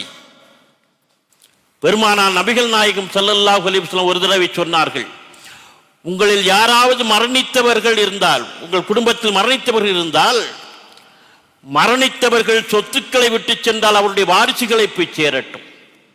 மரணித்தவர்கள் சொத்துக்களை விட்டு சென்றால் அவருடைய வாரிசுகளை போய் சேரட்டும். அவர்கள் கடனை விட்டு சென்றால் என்னை வந்து சேரட்டும், நான் அடைக்கிறேன் என்று சொன்னார்கள். என்ன அர்த்தம்? ஆட்சித் தலைவர் பைத்துல் மால் மூலம் கடனை அடைக்கிறேன் என்று சொன்னார்கள். ஒரு தனி மனிதன் வாங்கிய கடனை ஒரு அரசாங்கம் அடைத்தது என்று சொல்லக்கூடிய வரலாறு பெருமானாருடைய ஆட்சியினுடைய வரலாறு. நீங்க அரசாங்கங்களே நம்ம மேல கடன் வாங்குது. ஒவ்வொரு தலைக்கு மேலேயும் எவ்வளவோ கடன் இருக்கு அப்படிங்கிறாங்க. ஒவ்வொரு நாட்டிலையும் புள்ளி விவரமெல்லாம் கொடுக்குறான். ஒவ்வொரு தரைக்கு மேலேயும் 50,000 சில்லற கடன் இருக்கு. என் தரைக்கு மேல நான் வாங்காத கடன். ஒருத்தன் என்ன பண்ணா, இப்படி 50,000 ரூபாய் அவங்க பேர் கடன், தனி நபர் கடன் இருக்கிறது, அரசாங்கம் வாங்கின கடன் பிரிச்சு போட்டு பார்த்தா தனி நபர் கடன் இருக்குன்னு அறிவிச்ச உடனே கடனாளியா செத்து போகக்கூடாது. கடனாளியா செத்து போனா சொர்க்கம் கிடைக்காது அப்படி சொன்னா பயந்து போனாரு. நேர போய் ஸ்டேட் பேங்க் ஆஃப் இந்தியாவில் போய் 50,365 ரூபாய்க்கு ஒரு செக் எடுத்து, ஒரு டிராஃப்ட் எடுத்து, மத்திய நிதியமைச்சருக்கு ஒரு டிராயிங், ஒரு கவரிங் லெட்டர் அழைத்து, என் மீது என்னிடம் கேட்காமல் நீங்கள் வாங்கிய கடனை இதை அடைக்கிறேன். இனிமேல் ஒரு கண்டிஷன், ஏன்ட்டு கேட்காம என் தலைக்கு மேல கடன் வாங்கக்கூடாது. வேடிக்கையா சொல்றதுதான். இப்படி இருக்கிற சூழலில் தனி மனிதன் வாங்கிய கடனை அரசாங்கம் அடைத்தது என்கின்ற வரலாறை பைத்துல் மால் மூலம் பெருமானார் நிகழ்த்தி காட்டினார்கள். எத்தனை மறுவாழ்வு திட்டங்கள்! இன்னைக்கு உலகத்தில் நிறைய புனரமைப்பு திட்டங்கள், ரீஹாபிலிட்டேஷன் எல்லாம் சொல்கிறார்களே, புனரமைப்பு திட்டங்கள், மறுவாழ்வு திட்டங்கள் என்று செயல்படுத்துகிறார் சொன்னா, பெருமானாருடைய வாழ்க்கையிலே ஆட்சியிலே எத்தனை மறுவாழ்வு திட்டங்கள்! அனாதைகளுக்கான மறுவாழ்வு திட்டம் கொண்டு வந்தாங்க. உலகத்தில் அனாதைகளுக்கான மறுவாழ்வு திட்டம், அடிமைகளுக்கான மறுவாழ்வு திட்டம், விதவைகளுக்கான மறுவாழ்வு திட்டம் எல்லாவற்றையும் நடைமுறைப்படுத்தி காட்டியது பெருமானார் தான். பெருமானாருக்கு பின்னால் வந்த ஆட்சியாளர்கள், கலிஃபாக்கள் அதை உறுதிப்படுத்தி காட்டினார்கள், ஜனரஞ்சகப்படுத்தி ஜனநாயகப்படுத்தினார்கள். ஒரு அனாதையினுடைய தலையை நீ தடவி விட்டால் அந்த முடியில் இருக்க எத்தனை முடி அத்தனை அளவு நன்மை உண்டு என்று சொன்னார்கள். இதில் உளவியல் சார்ந்த சைக்காலஜி அற்புதமான விஷயம் கிடைக்கிறது. ஒரு அனாதை என்று சொல்லக்கூடிய யாரும் இல்லாத ஒருவனாக இருப்பான். ஏக்கத்தோடு உறவுகள் இருக்கா, ஏக்கத்தை அடைகிறவனுடைய அப்படியே தலையை தடவிக்கிற பொழுது அவனுக்கு மனசிலே இருக்கக்கூடிய ஒரு மகிழ்ச்சி, ஆறுதல், நமக்கும் யாரோ இருக்கிறாங்க, ஆதரிப்பு இருக்கு என்று உளவியல் ரீதியாக மனதுக்குள்ளே ஒரு செழுமையை ஏற்படுத்துகின்றோம். குர்ஆன் எச்சரிக்கிறது, அனாதை என்ற சொத்துக்களை புசிக்காதீர்கள், அபகரிக்காதீர்கள், நரகத்தின் நெருப்பை புசிப்பதற்கு சமம் என்று குர்ஆன் எச்சரிக்கின்றது. தன் வீட்டிலேயே ஒரு எத்தனை பெருமானாரே அனாதையாக வளர்ந்தவர்கள் தானே. எத்தனை அனாதைகளை ஆதரிக்கக்கூடிய இல்லங்கள் இன்றைக்கு எத்தீம்கானாக்கள் இன்றைக்கு முஸ்லிம் சமூகத்தில் இருக்கின்றன. முஸ்லிம் சமூகத்தில் மட்டும்தான் முதியோர் இல்லங்கள் இல்லை, 1-2 அங்கங்க வைத்திருக்கிறாங்க. ஆனால் அனாதை இல்லங்கள் நிறைய இருக்கின்றன. அதை விட என்ன செய்ய வேண்டும் என்று சொன்னால் ஒரு அனாதை வீட்டிலே வளர்க்க வேண்டும். அதுதான் முறையான ஒரு விஷயம். பெரும்பாலும் அதை தான் கற்றுத்தந்தார்கள். அவர்கள் ஆதரிக்கக்கூடிய அனாதை இல்லங்கள் இன்றைக்கு நிறைய இருக்கின்றன என்று சொன்னால் அனாதைகளுடைய மறுவாழ்வை அவர்கள் சொன்னார்கள். 2 விரல்களை ஒன்று சேர்த்து காட்டி அனாதைகளை ஆதரிக்கக்கூடியவன் நானும் நாளை சொர்க்கத்திலே இவ்வளவு நெருக்கமாக இருப்போம் என்று உன்னுடைய மறுமை பெற்றிற்கான உறுதியை அனாதைகளை ஆதரிப்பதன் மூலம் உனக்கு உறுதி செய்ய தந்தார்கள். அகதிகள் மறுவாழ்வு திட்டம் உலகத்தில் அது ஒரு பெரிய புரட்சி. சமூக நீதி, சோசியல் ஜஸ்டிஸ் என்று இன்றைக்கு பேசுகிறார்களே, பெருமானார் நிகழ்த்தியது போன்று சமூக நீதியை யாரும் இந்த உலகத்தில் நிகழ்த்தவில்லை. அந்த அளவுக்கு அடிமைகள் மறுவாழ்வு திட்டத்தை அவர்கள் செயல்படுத்தி காட்டினார்கள். தன்னுடைய இல்லத்திலேயே என்ன செய்தார்கள்? ஜெயத் என்கின்ற ஒரு அடிமையை மனைவியார் கதீஜா ரலியல்லாஹு தஆலா அன்ஹா அவர்கள் பணிவிடைக்கு கொடுத்த அடிமையை விடுதலை செய்து மகனைப் போல வளர்த்தார்களே. அவருடைய மகன் உசாமாவை பேர குழந்தைகளைப் போல வளர்த்து மிகப்பெரிய ஆளுமை உடையவராக உருவாக்கினார். மரண நேரத்தில் கூட அவரை ஒரு படைத்தளபதியாக்கி அந்த தலைமையை ஏற்க வைப்பதற்கு வந்து சொன்னார்கள். இதெல்லாம் பெரிய புரட்சி. எத்தனை அடிமைகள் விடுதலை, பிலால் ரலியல்லாஹு தஆலா அன்ஹு அவருடைய விடுதலை, அபூபக்கர் அவங்க தான் விடுதலை செய்தார்கள். சல்மான் அல் ஃபார்சி என்று சொல்லக்கூடிய மகத்தான் ஒரு அறிவாளியினுடைய விடுதலை, அடிமையாக விடுதலை. மௌலானா மஹதூதி அவர்கள், மௌலானா சையத் அபுல் அஹ்லா மஹதூதி அவர்கள் இஸ்லாத்தில் மனித உரிமைகள் என்று அவருடைய நூல் ஒன்று தமிழிலே இருக்கிறது, மொழிபெயர்த்து. அந்த நூலிலே ஒரு பட்டியல் போட்டு காட்டுகிறார் மஹதூதி அவர்கள். பெருமானார் நபிகள் நாயகம் ஸல்லல்லாஹு அலைஹி வஸல்லம் தன்னுடைய வாழ்நாளில் 63 அடிமைகளை விடுதலை செய்தார். அன்னை ஆயிஷா ரலியல்லாஹு தஆலா அன்ஹா அவர்கள் 67 அடிமைகளை விடுதலை செய்தார். அப்பாஸ் ரலியல்லாஹு தஆலா அன்ஹு அவர்கள் 70 அடிமைகளை விடுதலை செய்தார். உமர் ரலியல்லாஹு தஆலா அன்ஹு அவர்கள் 1000 அடிமைகளை விடுதலை செய்தார். அப்துல் ரஹ்மான் இப்னு அவுஃப் ரலியல்லாஹு தஆலா அன்ஹு அவர்தான் பெரிய செல்வந்தர். அவர் 30,000 அடிமைகளை விடுதலை செய்தார் என்று ஒரு பட்டியலை மஹதூதி அவர்கள் தருகிறார் என்று சொன்னால், ஒரு சமூக நீதியை நிலைநிறுத்திய மார்க்கம் இந்த மார்க்கம். அடிமை சந்தையை ஒழித்த மார்க்கம்,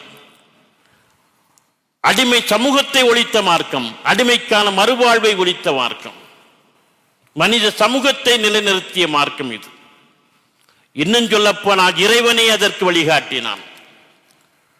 ஒரு மனிதன் செய்யக்கூடிய வழிபாட்டு கடமைகளில் அவனுக்கு கடமையாக்கப்பட்ட விஷயங்களில் அவன் தவறு இழைத்து விட்டால் அதற்கு பரிகாரமாக அடிமை விடுதலை இறைவன் வலியுறுத்தினான்.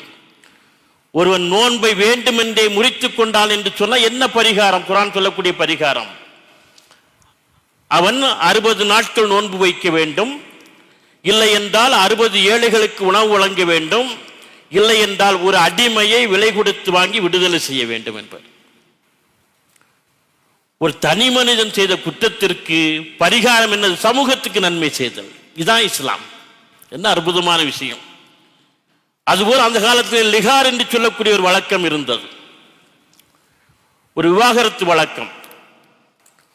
ஒரு கணவன் தன் மனைவியை பார்த்து, உன்னுடைய முதுகு என் தாயின் முதுகு போல் இருக்கிறது என்று சொன்னால் டைவர்ஸ் ஆயிரும், விவாகரத்து ஆயிரும், தலாக் ஆயிரும்.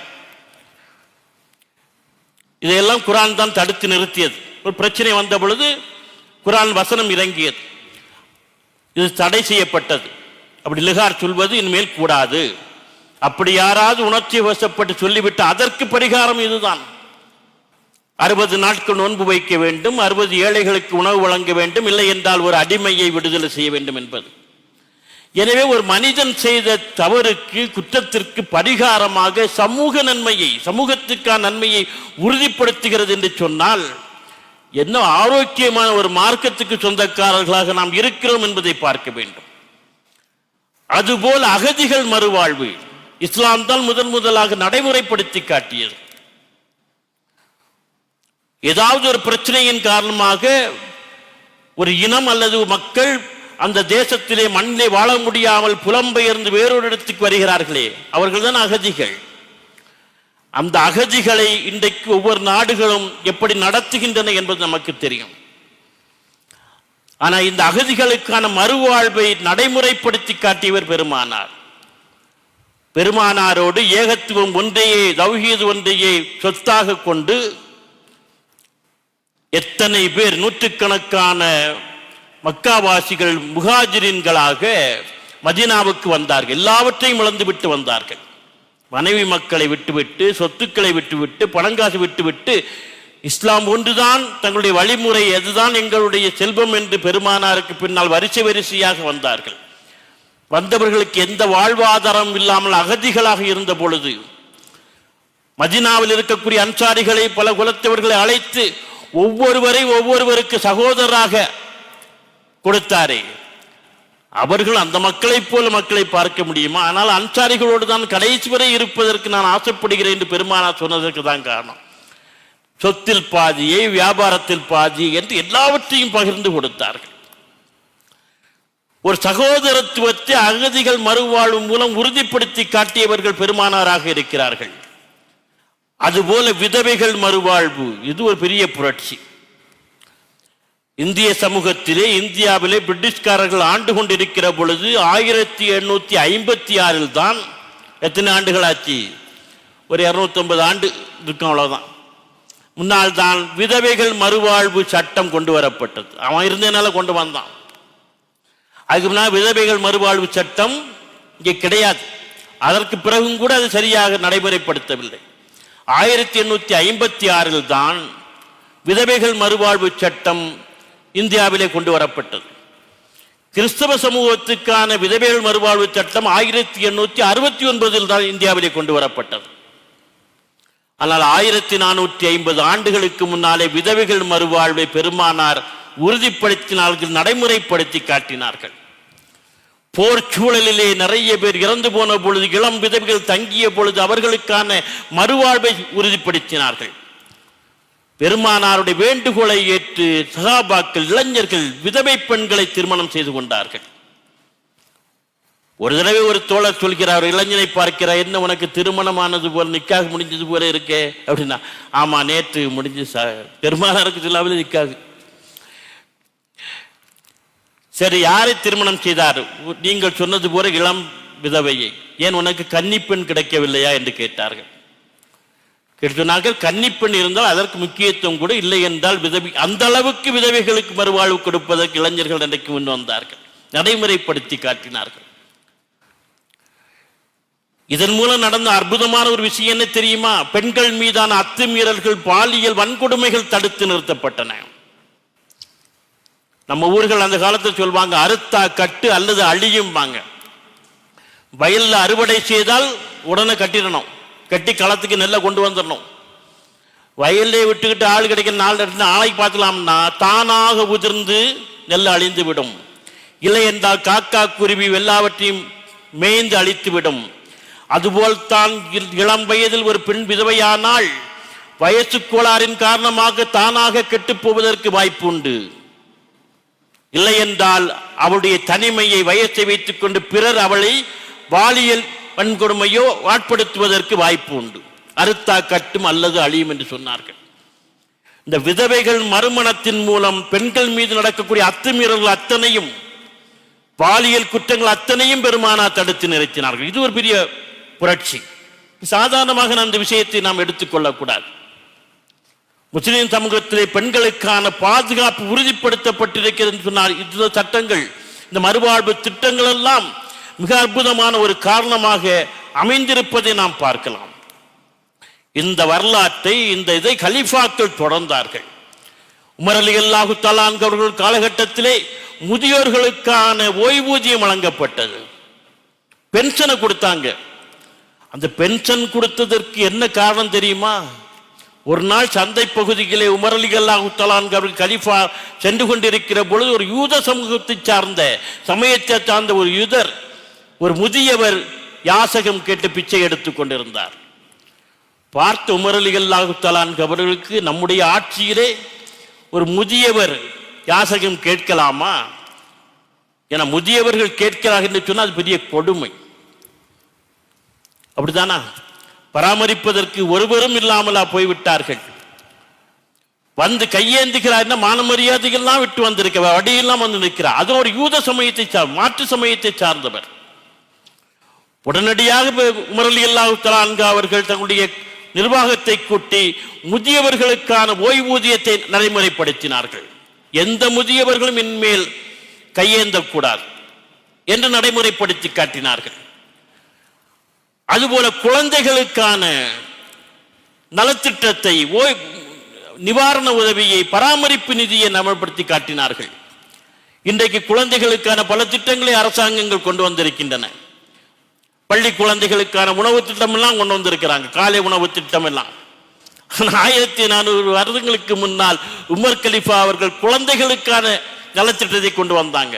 அதுல ஒரு நிபந்தனை என்னன்னா, பால் குடி மறந்த குழந்தைகளுக்கு நிவாரணம் என்னது பராமரிப்பு நிதி என்று வழங்கினார்கள். அந்த குழந்தை 2 ஆண்டுகள் பால் கொடுக்கணும், குரான் சட்டம்.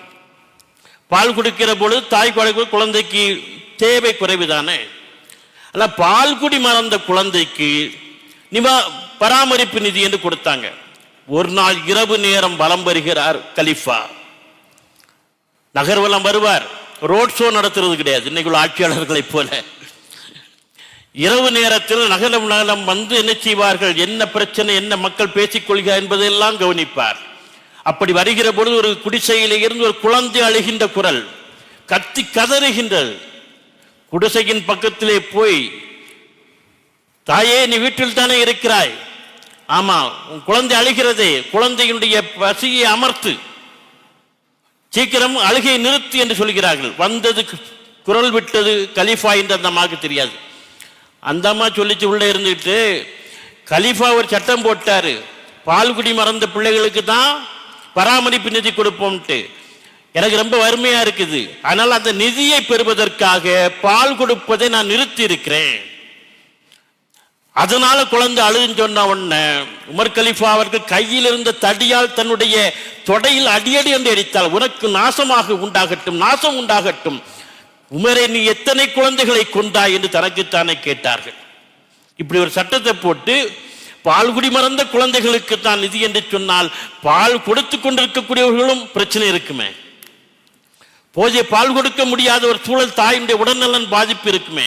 இதை கணக்கில் எடுத்துக்கொள்ளாமல் நீ சட்டம் போட்டு விட்டாயே, உனக்கு நாசம் உண்டாகட்டும் என்று தன்னைத்தானே துடையில் அடித்துக் கொண்டு உனக்கு எத்தனை குழந்தைகளை நீ கொண்டாய் என்றெல்லாம் தனக்குத்தானே புலம்பிக் கொண்டு போய் அந்த சட்டத்தை ரத்து செய்துவிட்டு எல்லா குழந்தைகளுக்கும் உண்டு, அன்று பிறந்த குழந்தைகளுக்கும் பராமரிப்பு நிதி என்று வழங்கினார்கள் என்று சொன்னால், உலகத்துக்கு முன்மாதிரியான சமூக பொறுப்புணர்வு சார்ந்த, மக்கள் நலன் சார்ந்த திட்டத்தை நடைமுறைப்படுத்தி காட்டிய அற்புதமான விஷயம் பெருமானாருக்கு உண்டு.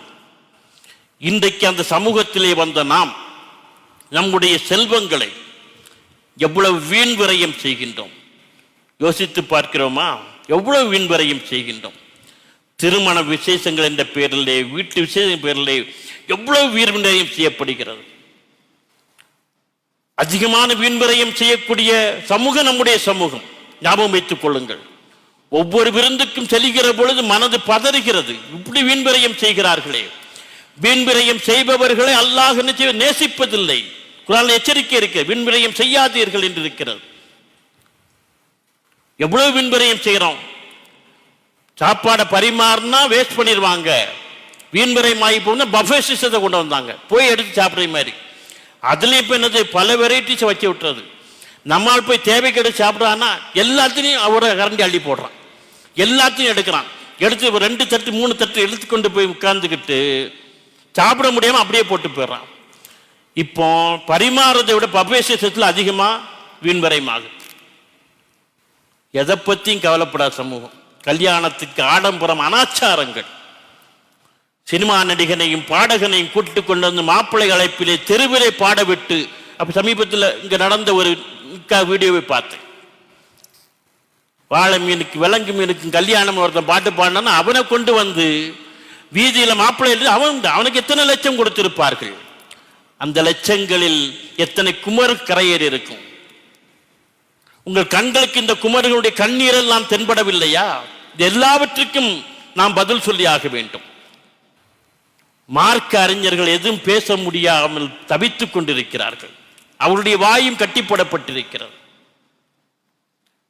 அன்றைக்கு சுதந்திர போராட்ட காலகட்டத்திலே சுதேசி இயக்கத்தை மகாத்மா காந்தி முன்னெடுத்த பொழுது, கதர் இயக்கம் முன்னெடுக்கப்பட்ட பொழுது, மௌலானா அப்துல் ஹமீது பாக்கவி அவர்கள், சாஜில் மில்லத் அப்துல் சமூத் சாஹிபுடைய தகப்பனார், தமிழே முதலாக குர்ஆனுக்கு தர்ஜுமா தந்த அந்த மகத்தான பெருந்தகை திண்டுக்கல்லில் நடைபெற்ற கிலாஃபத் இயக்க கூட்டத்திற்கு தலைமை தாங்கி பேசினார். பேசுகிறப்ப சொன்னார், உலமாக்கள் களத்தில் மாநாடு, நிறைய உலமாக்கு கூடியிருக்கார், கதராடை அணியாத மணமகனுடைய வீட்டு திருமணத்தில் நீங்கள் பங்கேற்க கூடாதுன்னு சொன்னார். தேசாபிமானம் பற்று. மணமகன்னா கதராடை அணிஞ்சு உட்காரணும். அப்படி இருந்தா நீ திருமணத்தில் போய் நிக்கா ஓதப்போ, இல்லைன்னா போகாது என்று அத்தனை உலமாக்களும் அன்றைக்கு பின்னால் இருந்தார்கள். இன்றைக்கு சொல்வதற்கு யார் இருக்கிறார்? செய்வதற்கு தயாராக இருந்தால் நாம் எங்கே விடுகின்றோம்? சமூகம் என்ன ஒரு நெருக்கடியை ஏற்படுத்தியிருக்கின்றது. ஜமாத்துக்கள் இது விஷயமாக பள்ளிவாசல் நிர்வாகங்கள் கடுமையான நடவடிக்கை எடுக்க வேண்டும். எந்த அனாச்சாரங்களும் இருந்தால் பங்கேற்க மாட்டோம் என்று சொல்ல வேண்டும். நிக்காக புத்தகம் வராது என்று சொல்ல பல ஜமாத்துக்கள் இருக்கிறது. உத்தமபாளையம் நான் இருந்த காஜி கருத்தராவத்தர் கல்லூரியில் 32 ஆண்டுகள் பணியாற்றினேன். அந்த ஜமாத்து 7-8 ஜமாத்துக்கள் சேர்ந்து பெரிய பள்ளிவாசல், ஏனாம் பள்ளிவாசல் ஜமாத்து கட்டுப்பட்டது. வீடியோ எடுக்கக்கூடாது, தடை, எடுக்க முடியாது. அவங்க சில கண்டிஷன்ஸ் போட்டு வச்சிருக்காங்க. அதெல்லாம் ஒத்துக்கிட்டாதான் நிக்காக புத்தகம் போகும். ஏன்னா அந்த வீடியோவை எடுத்து அந்த மாற்று சமயத்தை சார்ந்த பசங்க அங்கங்கே ஏன்னா எப்படி எடுக்கலாம்னு தெரியாதுல்ல. கேமரா பெண்கள் பக்கம் காட்டுவான், க்ளோஸ்அப்ல எடுத்து அழகான பெண்களை எடுத்து அவர்கள் போட்டு ரசிக்கக்கூடிய ஒரு பிரச்சனை கவனத்துக்கு வந்த பிறகு ஒரு 15 ஆண்டுகளுக்கு முன்னால் தடை செய்து விட்டார்கள். ஜமாத்து நினைத்தால் முடியும், நிர்வாகங்கள் நினைத்தால் முடியும், கட்டுப்படுத்த முடியும். ரொம்ப கவலையோடு இந்த விஷயத்தை அணுக வேண்டிய அவசியம் இன்றைக்கு ஏற்பட்டிருக்கிறது என்பதை நான் கவனத்திலே கொண்டு வருகிறேன். இந்த வீண் விரயம் செய்யக்கூடிய பணம் காசு எல்லாம் எத்தனை பேருக்கு வாழ்வாதாரமாக இருக்கும், எத்தனுடைய வாழ்க்கையிலே வெளிச்சத்தை வரவு வைக்கும்.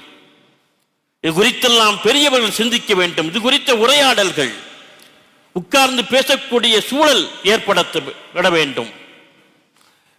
எல்லாவற்றுக்கும் மேலாக நிறைவாக ஒன்றை சொல்கிறேன், நல்ல அற்புதமான சமூக உணர்வுள்ள தலைமுறை நாம் உருவாக்க வேண்டும். முகம் காட்டாமலே கொடுத்து சென்ற எத்தனை பேர் உண்டு. யார் கொடுத்தார் என்று தெரியாமல் இன்றைக்கும் கொடுக்கக்கூடியவர்கள் எனக்கு தெரியும். உத்தமபாளையம் அல்ஹிக்மா மெட்ரிக் மேல்நிலைப் பள்ளியிலே இப்பொழுது 22 மாணவர்களை நாம் சிலருடைய ஆதரவோடு படிக்க வைத்துக் கொண்டிருக்கிறோம். யாருன்னா தாழ்த்தப்பட்ட சமூகங்களில் இருந்து இஸ்லாத்துக்கு வந்த குடும்பங்களை சார்ந்தவர்கள்.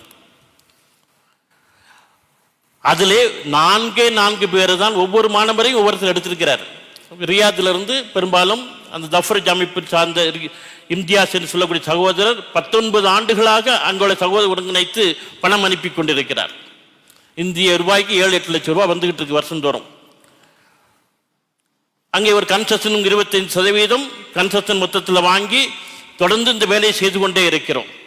அது 4 சகோதரர்கள் தான் பிள்ளைகளுக்கு யாருக்கு கொடுக்குறேன்னு பேரை சொல்லியிருக்காங்க. 22 பேர்ல மிச்சம் 12 பேர் பேர் சொல்ல விருப்பம் இல்லை. யார் கொடுக்கன்னு தெரியாது. நான் சொல்லுவேன், யார் கொடுக்கலான்னு சொல்லுங்க, அவங்களுக்கு துவா செய்யலாம் இல்லை சொல்லுங்க போதும் அப்படிங்கிறாங்க. கொடுக்கதை சொல்லக்கூடாத அளவுக்கு தயங்கக்கூடிய அளவுக்கு இன்றைக்கு கொடுக்கக்கூடிய நல்ல மனசுகள் நம் சமுதாயத்திலே நிறைய உண்டு. இமாம் ஹசன் ரலியல்லாஹு தஆலா அன்ஹு அவருடைய பேரர் ஜெயினுல் அவர்கள் பெரிய கொடையாளியாக இருந்தாராம். அவர் வரலாறு ஒரு செய்தியை படித்தேன். அவர் என்ன செய்வாராம், விடுவதற்கு முன்னாலேயே உணவை சமைத்து பொட்டலங்களாக ஆக்கி பசியால் வாடுகின்ற வீடுகளை அடையாளப்படுத்தி வீட்டின் முன்னால் வைத்து விட்டு வந்து விடுவாராம். யார் உணவு பொட்டலத்தை வைத்தாலும் தெரியாதான் யாருக்கும். பல மாதங்கள் இப்படி ஆண்டுகள் போயிட்டே இருந்திருக்கு. ஒரு நாள் உணவு பட்டலம் வைக்கப்படவில்லை. தகவல் வருகிறது, ஜெயினுல் அவர்கள் இன்றைக்கு வபாத் ஆகிவிட்டார்கள் என்று. ஓ, இவர்தான் வைத்திருப்பாரோ என்று எல்லோருக்கும் ஒரு எண்ணம் ஏற்படுகிற பொழுது அவர்தான் இந்த உணவு பட்டணங்களை வைத்தார். என்று உறுதிப்படுத்தப்பட எப்படி அவருடைய ஜனாசாவை குளிப்பாட்டுகிற பொழுது அவருடைய தோல் தழும்பு பகுதியிலே இந்த உணவு பொட்டங்களை சுமந்து காய்ப்பேறி தழும்பு இருந்ததை பார்க்கிறார்கள். அதன் பிறகுதான் தெரிந்தது இத்தனை காலம் இந்த உணவை முகம் தெரியாமல் சொல்லிக்கொள்ளாமல் அடையாளப்படுத்தாமல் விளம்பரம் இல்லாமல் வழங்கியது ஜெயினுலாப்தீன் அவர்கள் என்று. நமக்கான வரலாறு அற்புதமான வரலாறுகள். இந்த வரலாறு வேறு யாருக்கும் கிடைக்காத மகத்தான வரலாறுகள். இந்த வரலாறுக்கு சொந்தக்காரர்களாக இருக்கக்கூடிய நாம் புதிய வரலாறுகளை இந்த வழித்தடத்தில் நின்று படைக்க வேண்டிய அவசியம் இருக்கிறது. நம்முடைய இளைஞர்கள் எப்படி உருவாக வேண்டும் தெரியுமா? ஒரு செய்தியை சொல்லி நிறைவு செய்கின்றேன். பசாராவினுடைய அகனபு போல உருவாக வேண்டும். பெருமானா நபிகள் நாயகம் ஸல்லல்லாஹு அலைஹி வஸல்லம் அவர்கள் முன்னறிவிப்பு செய்த செய்திகளில் இது ஒன்று. ரசூலுல்லாஹி ஸல்லல்லாஹு அலைஹி வஸல்லம் அவர்கள் ஹஜ்ரத் உமர் ரலியல்லாஹு தஆலா அன்ஹு அவர்களை பார்த்து சொல்கிறார்கள், பசாராவிலே இருந்து அகனப் என்பவர் உம்மை நாடி வருவார் என்று. அகனப் என்பவர் பசாராவில் இருந்து உம்மை நாடி இங்கே வருவார் என்று. பெருமானாருடைய காலமும் முடிந்தது. அபூபக்கர் சித்திக் ரலியல்லாஹு தஆலா அன்ஹு அவர் கலீஃபாவாக இருந்த காலமும் முடிந்தது. உமர் ரலியல்லாஹு தஆலா அன்ஹு அவர் கலீஃபாவாக இருக்கிற பொழுது பசாராவில் இருந்து அகனப் வந்து நிற்கிறார். பார்த்து உமர் ரலியல்லாஹு தஆலா அன்ஹுவுக்கு ஆச்சரியம், இரட்டை ஆச்சரியம். ஏனென்றால் பெருமானாருடைய முன்னறிவிப்பு நடந்து விட்டது, நிறைவேறிவிட்டது என்பது ஒரு ஆச்சரியம் மட்டுமல்ல. இவர் எதிர்பார்த்தது அகனப் என்றால் ஒரு வயதான முதியவர் வருவார் என்று எதிர்பார்த்தார். வந்தது ஒரு இளைஞன். பெருமானார் அறிவிக்கிற பொழுது அவருக்கு 15-18 வயசா இருந்திருக்கும். இளைஞன் வந்து நிற்பதை பார்த்தவுடன் அவளுக்கு அவ்வளோ ஆச்சரியம். அப்படி வரவேற்று தன்னோடைய தங்க வைத்துக் கொள்கிறார். ஏன்னா பெருமானார் சொன்ன பேரல்லவா, உங்களை நாடி வந்து அவ்வளவு முகப்பத்தோடு பிரியத்தோடு தன்னோடு தங்க வைத்துக் கொள்கிறார். அந்த அகனபும் மிகச்சிறந்த இளைஞராக இருந்தார். தொழுகை இபாதத்துக்களிலே முன்னணியில் நின்றார். மிகச்சிறந்த அறிவாளி. ஓராண்டு உமர் கலீஃபாவோடு இருந்த அலுவல்கள் அரசாங்க வேலைகள் அத்தனையும் கவனித்துக் கொண்டார். ஓராண்டுக்கு பின்னால் நான் என் சொந்த ஊருக்கு புறப்படுகிறேன் என்று சொன்னார். பசாராவுக்கு உமர் ரலியல்லாஹு தஆலா அன்ஹு அவர்கள் சொன்னார்கள், அகனப் உங்களுக்கு என்ன வேண்டும் கேளுங்கள், என்ன கேட்டாலும் தர்றேன். பெருமானார் வாயால் மொழிந்த பெயர் உங்க பெயர், உங்களுக்கு என்ன கேட்டாலும் அரசாங்கத்திலும் தர்றேன், கேளுங்கள் என்று சொன்ன அகனப் சொன்னார், கலீஃபா அவர்கள் எனக்கு எதுவும் வேண்டாம். எங்கள் பசாராவை பற்றி உங்களுக்கு தெரியும், வறண்ட பாலைவன பூமி, விவசாயம் கிடையாது, விவசாயம் செய்வதற்கு தண்ணீர் கிடையாது, என் குடிப்பதற்கு கூட மக்கள் தண்ணீர் இல்லாமல் அன்றாடம் அலைபாய்ந்து கொண்டிருக்கிறார்கள்.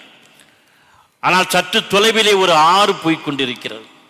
அந்த ஆற்றிலே இருந்து ஒரு வாய்க்கால் வெட்டி எங்கள் ஊருக்கு தண்ணீரை நீங்கள் கொண்டு வந்து கொடுத்தால் மக்கள் விவசாயம் செய்வார்கள், குடிதண்ணீர் பிரச்சனை தீரும், அதை செய்வீர்களா என்று கேட்டவுடன் உமர் ரலியல்லாஹு தஆலா அன்ஹு அவர்கள் கரத்தை பற்றி விட்டு சொன்னார்கள், அகனப் இந்த கலீஃபாவுடைய ஆட்சியில் செய்யக்கூடிய மிக உயர்ந்த பணியாக அது அமையும் என்று சொன்னார்கள். வாக்குறுதி கொடுத்து விட்டு சொன்னார்கள், அகனப் உன்னை போன்று 100 இளைஞர்கள் எனக்கு கிடைத்தால் போதும், உன்னை போன்று 100 இளைஞர்கள் எனக்கு கிடைத்தால் போதும், நான் இந்த முழு உலகம் முழுக்க தௌஹீதினுடைய ஒளியை ஏற்றி காட்டுவேன் என்று சொன்னார்கள்.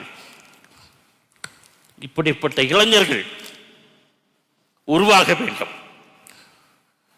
அற்புதமான சமூகம் சார்ந்த உணர்வுள்ள உன்னதமான வாழ்க்கை என்பது நமக்கான வாழ்க்கை. அந்த வாழ்க்கையை பெருமானார் வழி நின்று இன்ஷா அல்லாஹ் நாம் நம்முடைய சமூகத்துக்கு கொண்டு செல்வோம் என்று சொல்லி நிறைவு செய்கின்றேன். இன்ஷா அல்லாஹ் நாளைய தினம்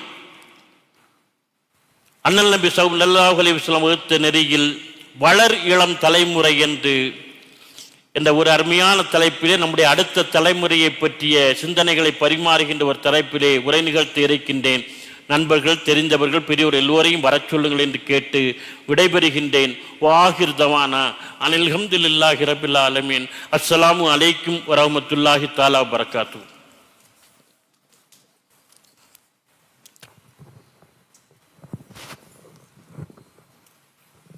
صلى الله على محمد صلى الله عليه وسلم صلى الله على محمد صلى الله عليه وسلم صلى الله على محمد يا ربي صل وسلم.